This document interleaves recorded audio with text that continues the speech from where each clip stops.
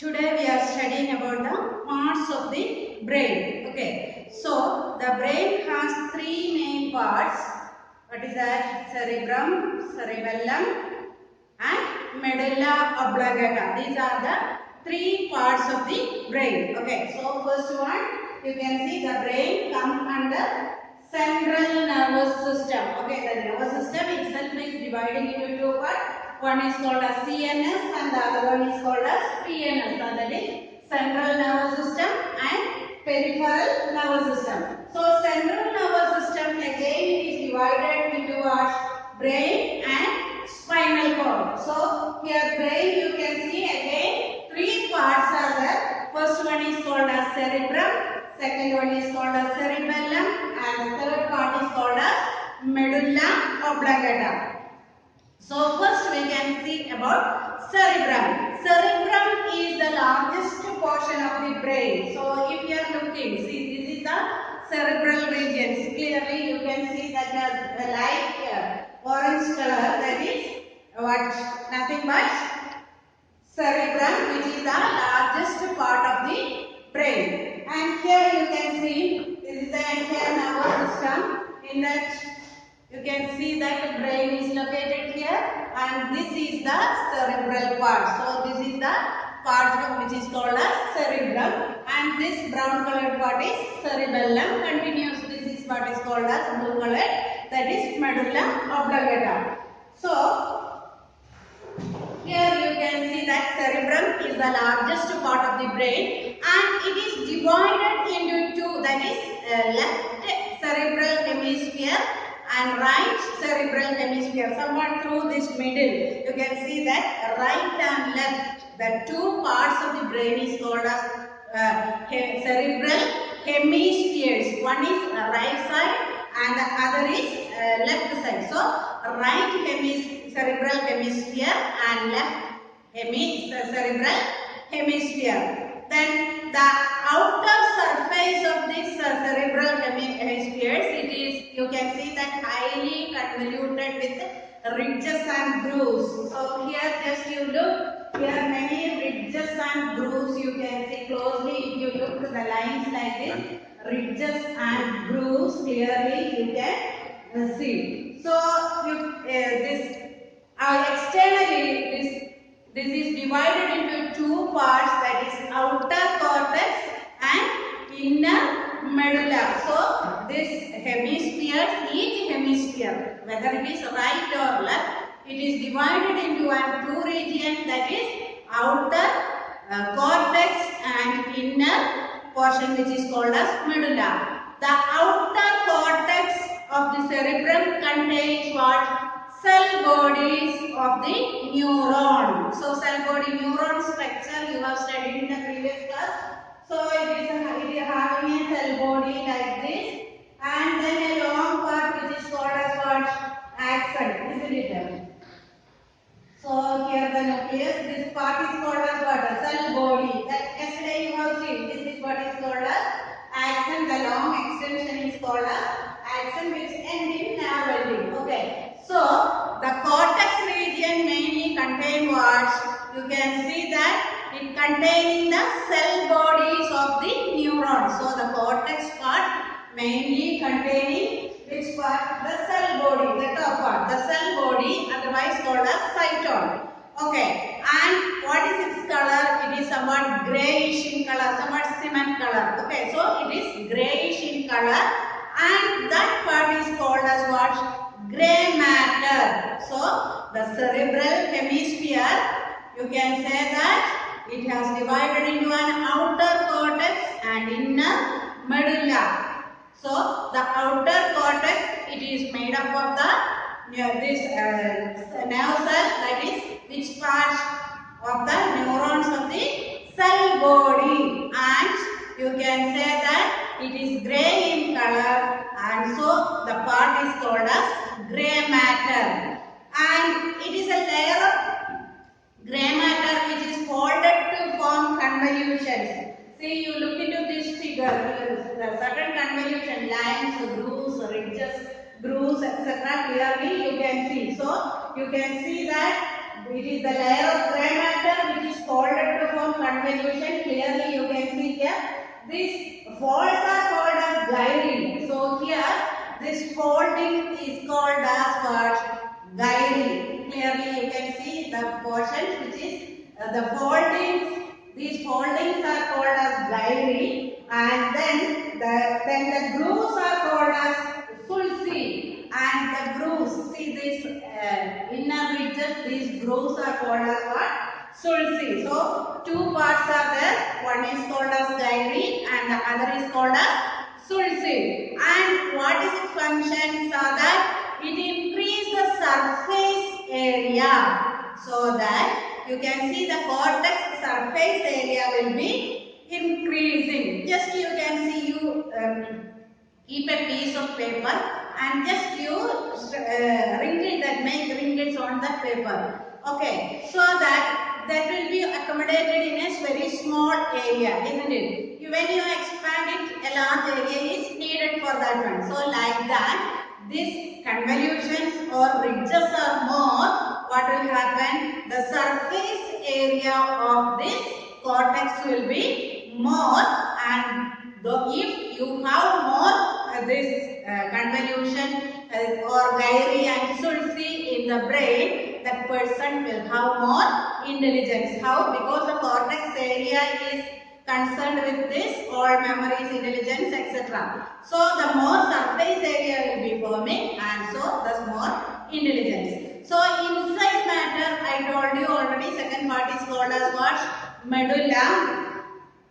And the medulla is the inside part and consists of white matter. So outer cortex, grey matter, and inside portion is called as what? White matter, which mainly contain accents of the nerve fibers. This part, that mainly this part it contains, that the accents of the nerve fibers. Okay. So next you can see another term called as corpus callosum. What is meant by corpus callosum? The two cerebral hemispheres, right side as well as left side, that is connected with, you can say that, a sheet of fibers. So the right hemisphere as well as the left side of the hemisphere, it is connected together with a sheet of fibers, and that is called as what? Corpus callosum. And what's its function? Transfer information from one hemisphere to another hemisphere. So what is the function of corpus callosum? It is transferring this nerve impulses or information from one side, that is maybe from left to right or right to left hemisphere. So the highly developed cortex, especially grey matter, there only you can see this grooves just like gyris and sulci, that is the convolution, and it enables us to think, reason out, invent, plan, as well as memories, all these parts. So mainly you can see that all your memories are located in the cerebrum part. Your reasoning, your thinking, your intelligence, everything is located where? In the cortex part of the brain. Okay, so the cortex, or the, you can say the first part, that is cerebrum part of the brain. Okay, so you can say that it's the seat of, we can say that cerebrum is the seat of intelligence, your conscience, willpower, etc. And it controls all the voluntary activities. Like voluntary activities means those activities which are under your control. Say for example, running, walking, playing, all these things. Okay. So those are voluntary activities. So here you can see that all these things are under the control of cerebrum.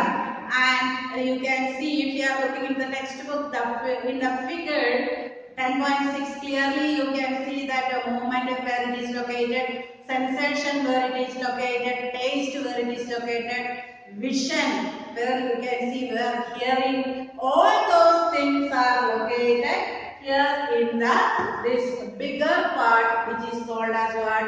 cerebrum. This part, this full part is called as cerebrum. In this part only what is located? Yes, all these intelligence, consciousness, willpower, everything is located there. Then you can see generally we will call what is generally called as subconscious or unconscious mind also located in the cerebrum part. Many past experiences you can see that stored in the cerebrum part. But when recent memories are coming, new memories are coming, still that past memories will be lying there, but this will be dominating. New memories will be dominating the past memories. So you can say that in dreams, or when hypnotized and skillfully questioned, past experience will be coming out, because that is stored in the stored in the cerebral part. So the second part of the brain, that is nothing but cerebellum, the small part or little brain it is called as. Here you can see this brown part. As you know, this is very small part. Here on the section of the brain you can see here, this is the brown part which is called as what? Cerebellum. And it is located at the base of the cerebrum. Down part of the cerebrum what is located? Yes, this cerebellum is located. And do it has any convolutions like a cerebrum? No, it has no convolutions. And this also has an outer cortex made up of grey matter and inner medulla region which is branching. So just like cortex, it has an outer cortex and inner medulla. Okay. So what is the main function of the cerebellum? First thing it is to maintain balance of the body, and second thing is coordinating all muscular activities. So the two important functions of this cerebellum is what? One is to maintain balance for the body, and second one is to coordinate muscular activity. So you can see that if for muscular activity, actually it originates in the cerebrum. Muscular, if you want to write, the muscles of your hand want to work. That is originating where? Actually that is originating in the cerebrum, but the coordination of the muscles that takes place where? In the cerebellum. So always remember, you can see that the impulse performing the muscular act, that is originating in the cerebrum region, whereas you can say that the coordinating thing, the muscles has to coordinate, that has to be done by what? It is by the cerebellum. Okay, so next, and you can see that an alcoholic person, usually he will, if he drank much alcohol, he used to walk waywardly. That is, just on the correct way he won't. Just like a normal person, he can't walk. He will lose his balance. How it will happen? You can see that if he consume, or a person consume more alcohol, that alcohol will affect which part of the body? Yes, it will affect the cerebellum, not on the cerebrum. It acts on the cerebellum part, and the cerebellum will be unable to coordinate the muscular movement properly. So he walks waywardly, twisting and going. You might have seen sometimes those who drank much alcohol. So what's the reason? The alcohol affects the cerebellum part, and what then happens? The cerebellum fails to control the coordination of the muscular activity, and thus he walks waywardly, or he walks clumsily. Okay. Third part of the brain is called as what? Medulla oblongata. So here you can see that this part. See at the white part. Here you can see the white part. This is medulla oblongata. Here you can see the medulla oblongata. This white region is called as what? Medulla oblongata. So it is the lowest portion of the brain. So here clearly you can see it is given in blue color. This is what is medulla oblongata. Okay. So this is the lowest portion of the brain. and it located at the base of the skull. Where is the location? It is at the base of the skull, and it is roughly triangular in shape. So you can see what is the shape. It is roughly triangular in shape and continues behind our spinal cord. So here it is from here. This is medulla oblongata and continues this one. What is given here as blue color? Yes, this is nothing but spinal cord is continuing. You can see here, spinal cord continues till here. Okay, so it continues as the spinal cord.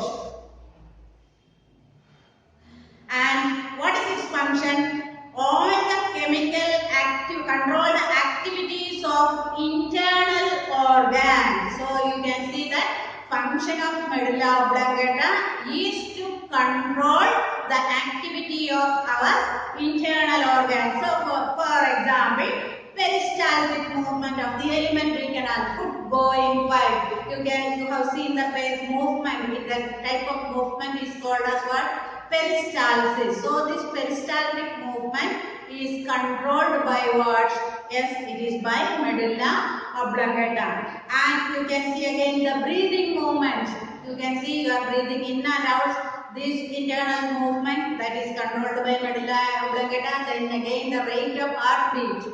That is also controlled by what? Medulla oblongata. And usually if any injury happens to this medulla oblongata, generally it will result in what? Death. Okay, so main function is to control our involuntary activities. Examples I told you, the movement of the food in the esophagus or food pipe or alimentary canal, that is not our control. So, okay, so it is an involuntary activity. Okay.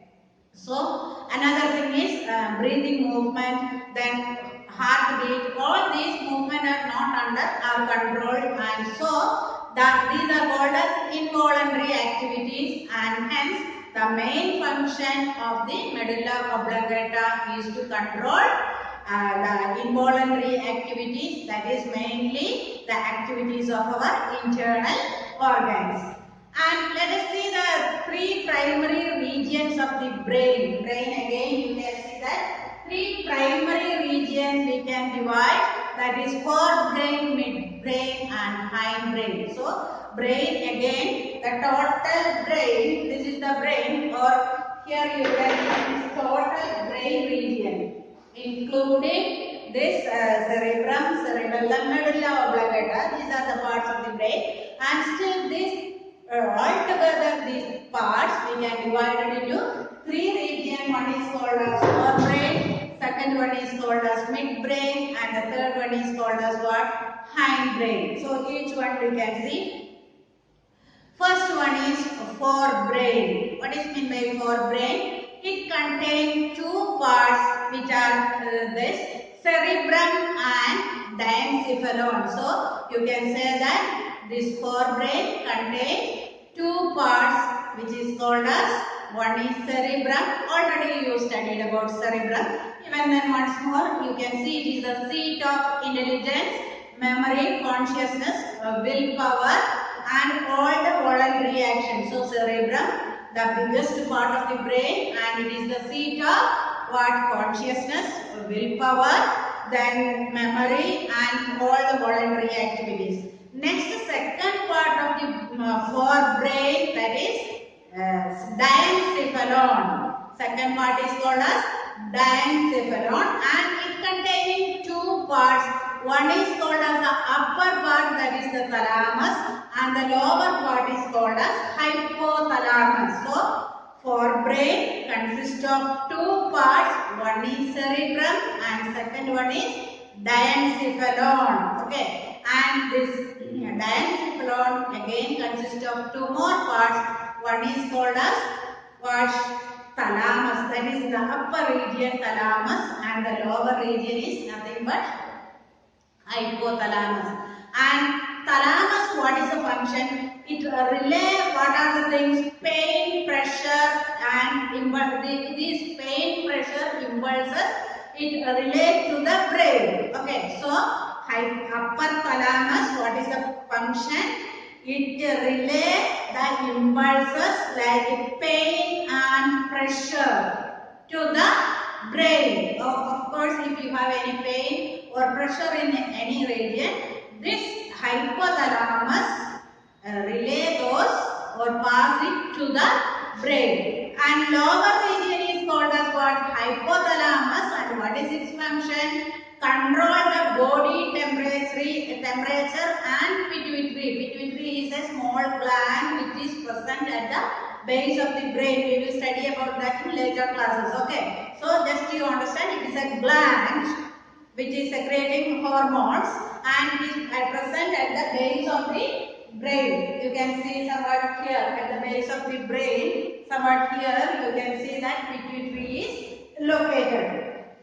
And so the function of this hypothalamus is to control, mainly controlling our body temperature and controlling the pituitary gland. And second brain is called as second part of the brain, that is middle part, that is nothing but midbrain, and it is a connecting part between the forebrain and the hindbrain. That is from the first part of the brain, forebrain to the hindbrain, it is connecting, that is midbrain. So you can see that it is a small tubular part and this reflexes involving eyes and ears. Changes happening, sudden change happening, reflexes means automatic sudden changes that is happening in the, which are the parts? Yes, in the eyes, ears, etc. is sent through this midbrain. Moreover, it is a connective part between forebrain and hindbrain. And third part of the brain, that is called as what? Hindbrain. And you can say that it containing three main parts. So hindbrain containing three parts. Which are those parts? Yes, cerebellum, pons and medulla oblongata. About cerebellum you have studied. About medulla also you have studied. So a new term, pons, otherwise pons varoli. This is the name. So cerebellum, you have seen what are those two functions. Who can say what are the two functions of this cerebellum? Come on, Ayush, tell me. Which are the two functions of the cerebellum?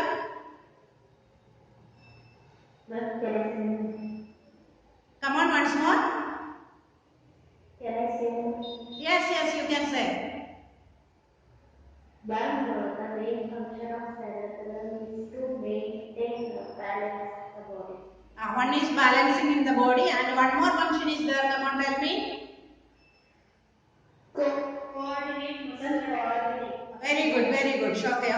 Coordinating muscular activity. These are the two functions of the cerebellum. So already you have studied. One is to maintain balance to the body and the second one is to, you can see that, coordinating muscular activity. Come on, coming to the second part, that is called as pons, otherwise called as pons varoli. It is located in the center of the brain below the cerebellum. So exact location, children. When these locations are coming, please underline, because in the exam it will be asked, you know, last year 9th standard is it will be asking that mention the exact location of the following. So whenever this location coming, you just underline. Okay. So it is located in the center of the brain below the cerebellum. So where is its location? Any one of you say, children? One center of the brain below the cerebellum. Okay, very good. So it is in the center of the pons is located in the center of the brain below the cerebellum. And what is its function? You can see it is given in the bracket.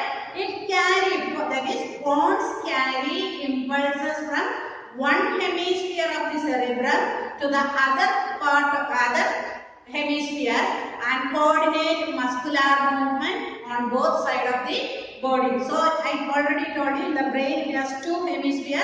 One is the right side and the left side, which is called as right hemisphere, and the next one is called as what? Left hemisphere. So here you can see that what the pons will do, carrying impulses means carrying messages from one side to the other side, maybe from right to left or from left to right, and again coordinating all the muscular movement on both sides of the body. Then only we will get that balance, isn't it? So coordinating muscular activities on both sides. So this is the function of what?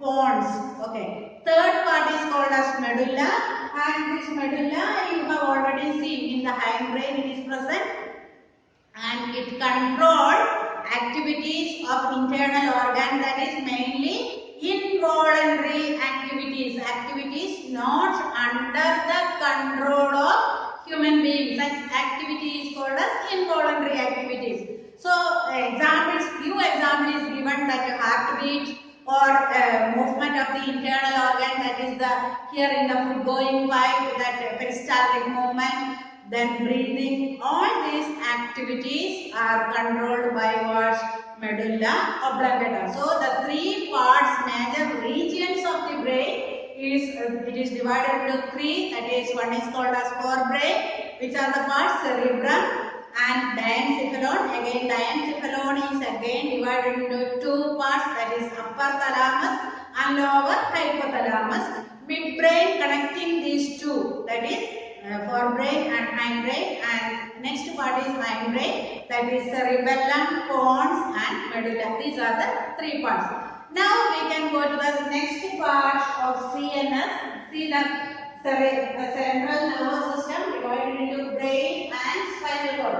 The brain part is completely over. We can go to the next part, that is spinal cord. So here you can see the spinal cord.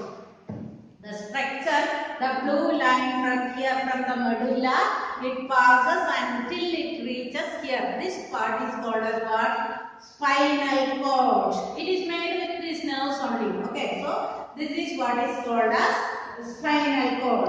And the spinal cord, that is extending from the medulla on the brain down almost the whole length of the backbone and ends at the second lumbar vertebrae and lies within the neural canal of the vertebrae. So vertebral column backside you can see that it is arranged like this. And last year the bone structure you have studied, that time I brought the model skeleton. Inside that you can see like this it is passing. See, this is the canal. This is the canal. Like this you can see that backside through the vertebral column fully to the second lumbar vertebrae it is reaching. And you can see that here how the white matter and grey matter is arranged. In the cortex you can see that outside what matter? Grey matter, and inside white matter. Quite opposite here. Okay. Here you can see outside white matter and inside grey matter. So it is also divided into two regions, outer region and inner region. So outside white matter. So in the spinal cord, outside white matter and inside grey matter. And then you can see that, and this runs through the central canal. In the vertebral column, a canal is there and it runs through this central canal.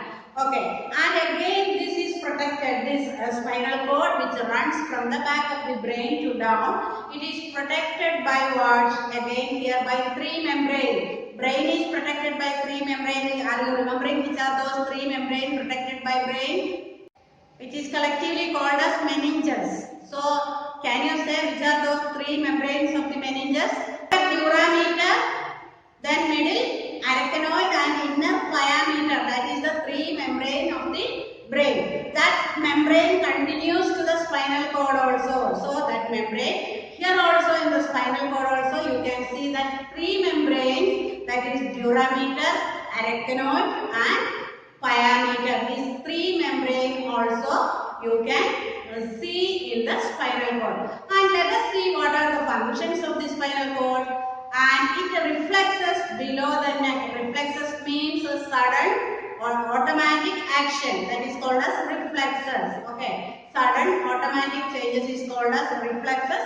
It reflexes below the neck and it conducts sensory impulses from the skin and muscles to the brain. So the impulses, so somebody is pinching you. So impulse where it reaches in your skin. That impulses has to reach where? It has to reach the brain. So it conducts sensory impulses or messages from the skin and muscles to the brain. Then again what it will do? It will conduct motor responses from the brain to the muscles of the trunks and lips. So again you can see that from the brain it will take back the message, and where these messages will reach? Yes, it will be reaching where? It will be reaching in the muscles as well as in the trunk region and in the limbs, hands and legs. Okay, so that's all about what? Central nervous system. So understood all of you about central nervous system? It consists of two parts. One is brain and the other one is spinal cord.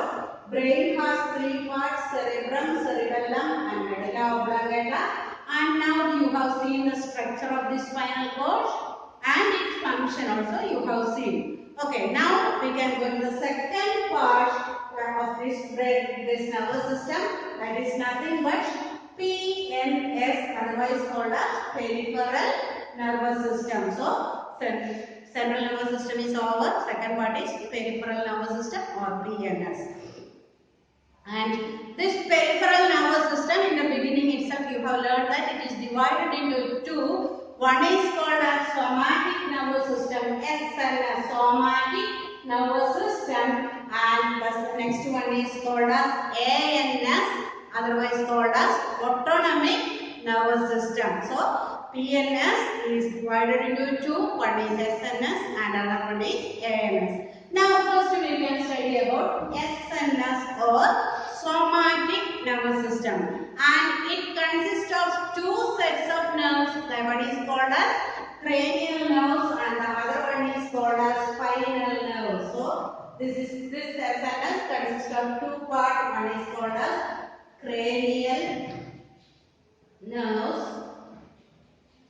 and the other one is called as spinal nerves. So first we can study about cranial nerves.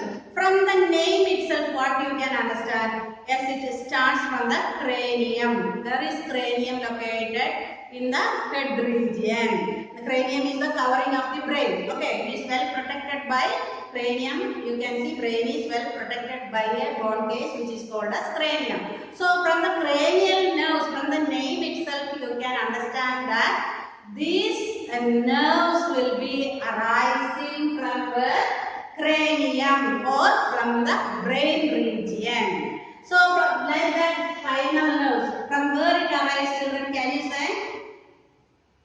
From the name you can understand spinal nerves, from where it starts?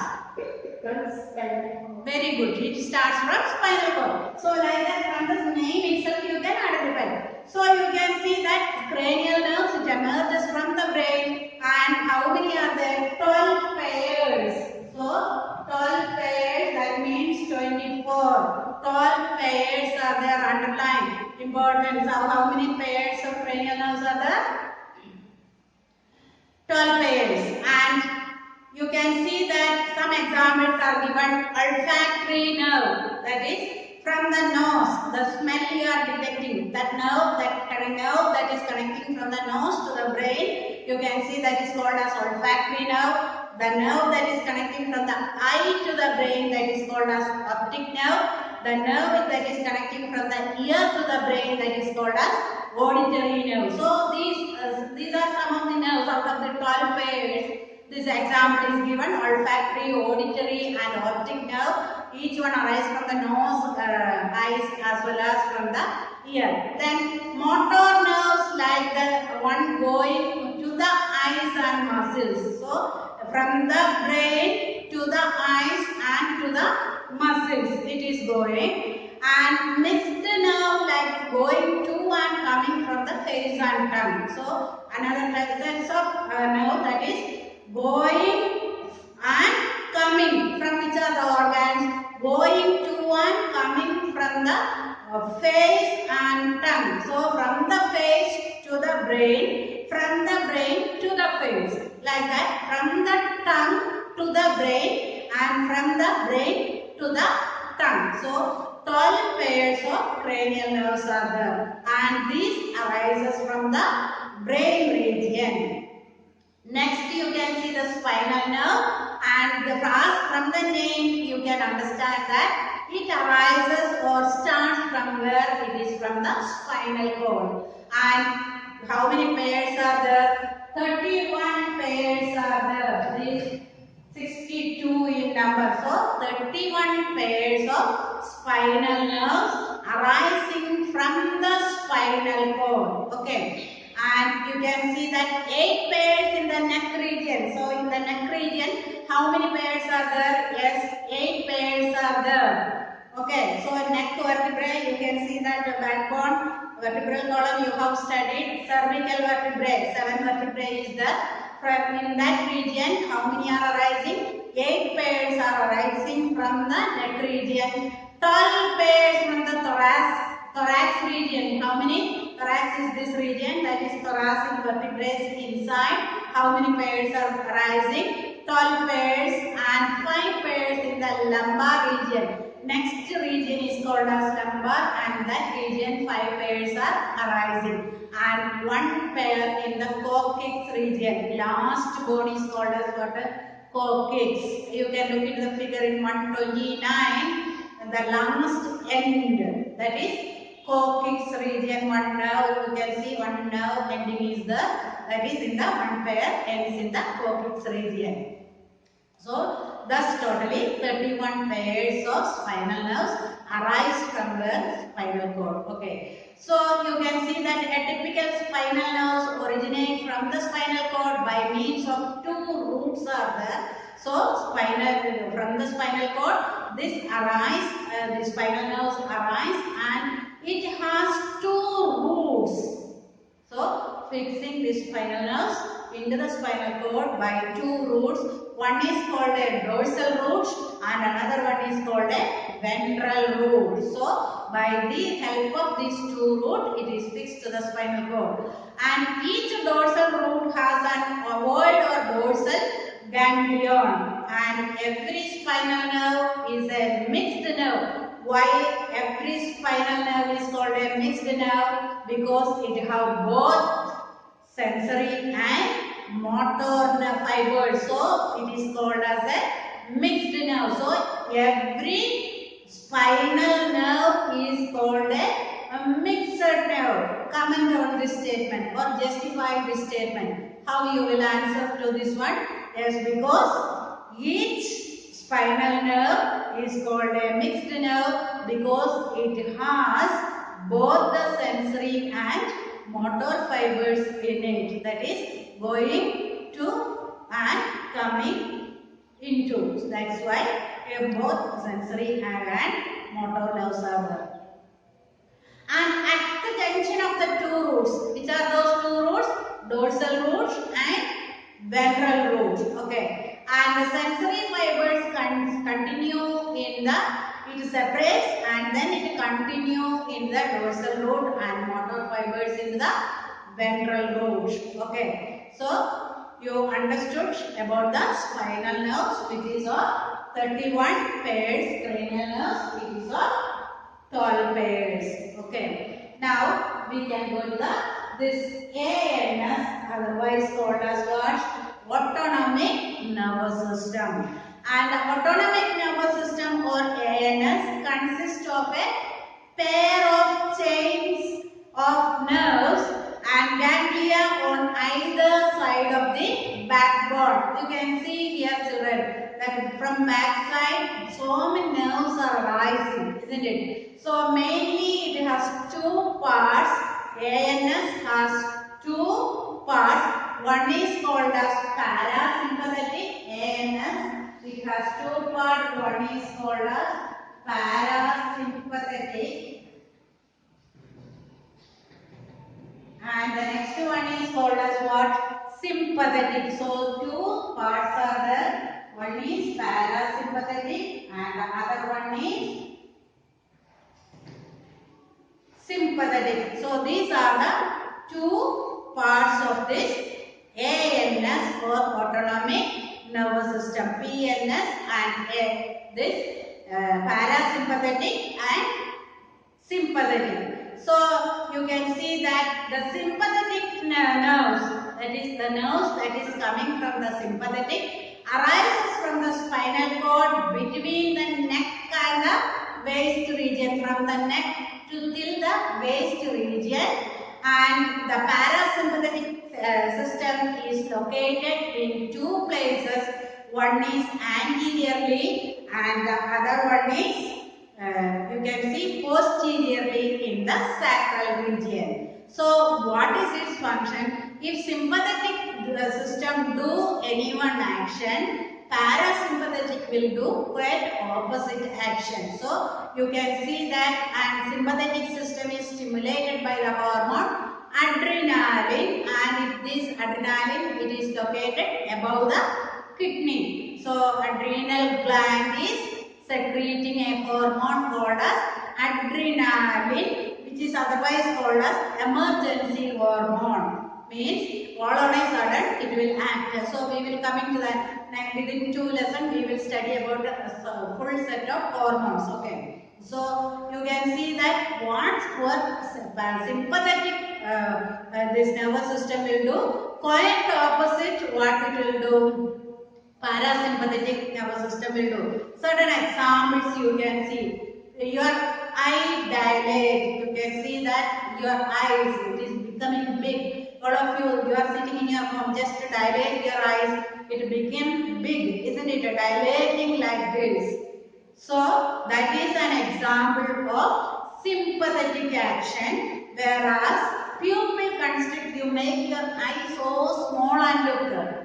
That is quite opposite action. Now these are quite opposite action. So pupil of your eye constrict, that is what parasympathetic action. So many examples are given there. Salivation decreases, that is the production of saliva become less in your mouth, that is a sympathetic action, whereas salivation increases, saliva increasing, that is what's parasympathetic action.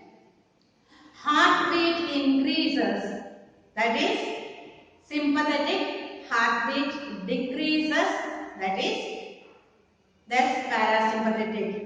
So many examples are given in your book in the figure, especially in page number 129. Clearly you can say that this sympathetic, parasympathetic, what work sympathetic is doing, quite opposite what it will do, parasympathetic system will be doing. So you can see that sympathetic nervous system is stimulated by adrenaline, a hormone called as adrenaline, which is placed this a gland called as adrenal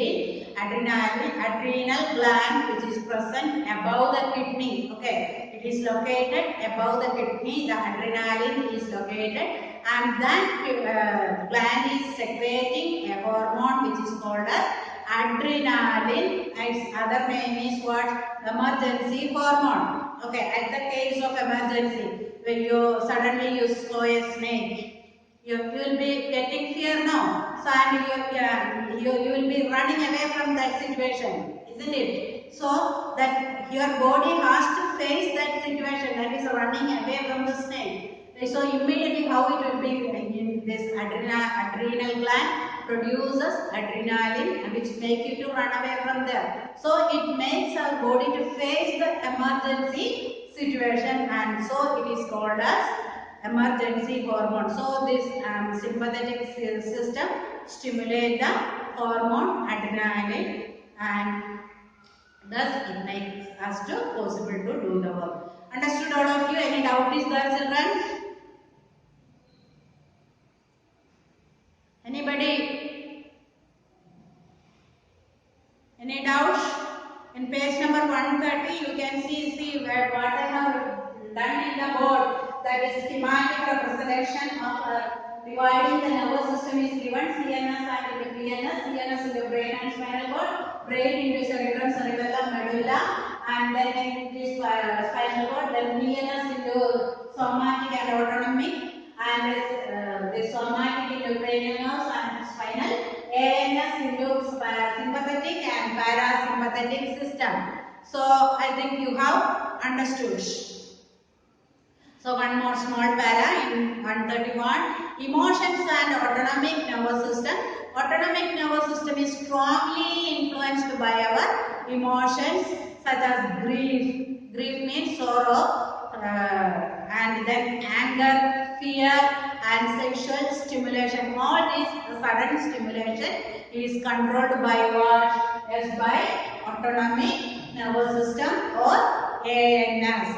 High blood pressure, stomach ulcers, and some other troubles may arise due to long continuous emotional stress. Usually mouth ulcers, you can see in the mouth small ulcers will be reddish color, and white it will be coming, it will be painful for few days. So doctors are telling that due to our emotional stress only these ulcers are coming. So these are by the activity of autonomic nervous system.